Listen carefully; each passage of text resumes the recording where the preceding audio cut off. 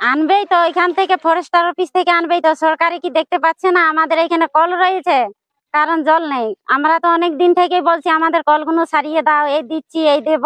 সরকার কি দেখতে পাচ্ছে না যে প্রতিটা জায়গাতে প্রতিটা গ্রামেতে কলের জল দেওয়া হয়েছে, চান করার পুকুর দেওয়া হয়েছে, আমাদের এইখানে কেনে দিচ্ছে না? আমরা সেটা বুঝে পাচ্ছি না। কারণ আমাদের তো কলের দরকার, আমাদের তো খাবার জলটা বেশি দরকার।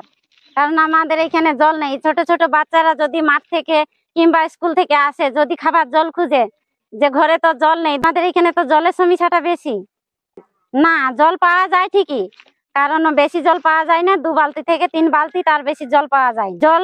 জল সোলারে জল বেরোচ্ছে, ধরো একটু যদি বেশিরভাগ তাপ পড়ে যাচ্ছে, সে কলার জল উঠছে না। আর যদি একটু বেশি ধরো কুয়াশার মধ্যে থেকে যাচ্ছে, সেখানেও জল উঠছে না।